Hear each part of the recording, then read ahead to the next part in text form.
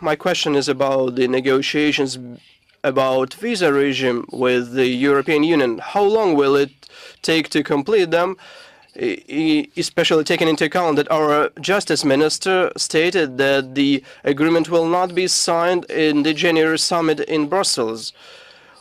When can we expect the facilitation, the simplification of the visa regime and the cancellation of visas?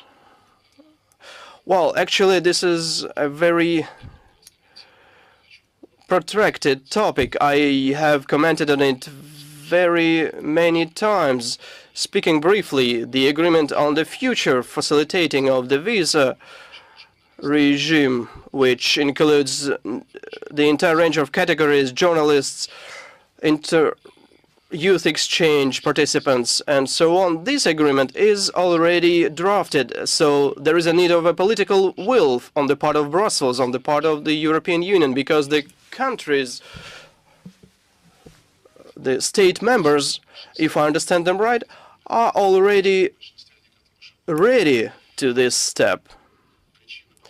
The reasons why the process is so slow are well known. There is an intention to associate the future steps on the visa facilitation with the problems that are not related to this issue, probably to trade something out of the Russian Federation, and there is a desire to be guided by political pragmatism.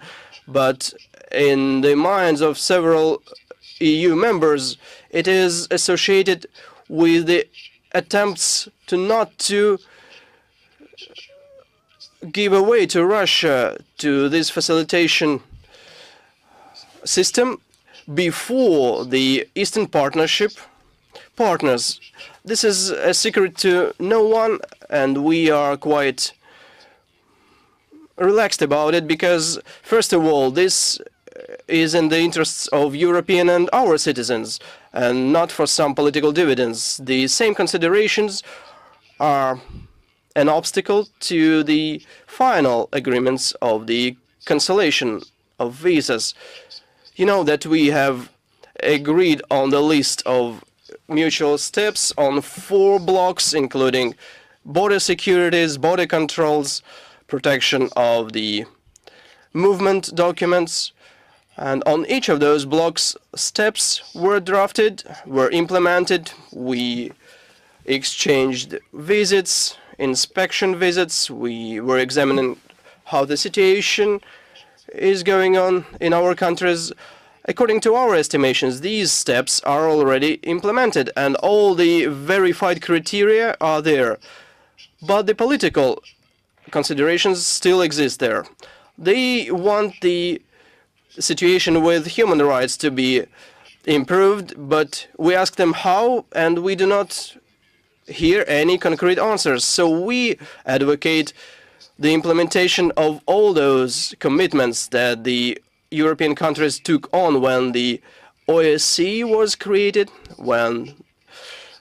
at the time when it was the meeting on Europe security in the Helsinki, according to the Helsinki Final Act, which will soon mark its 40th anniversary.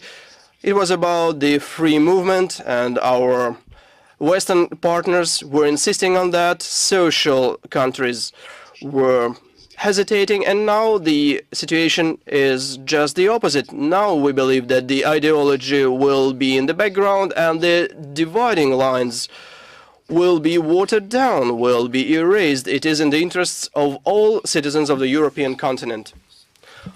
Thank you.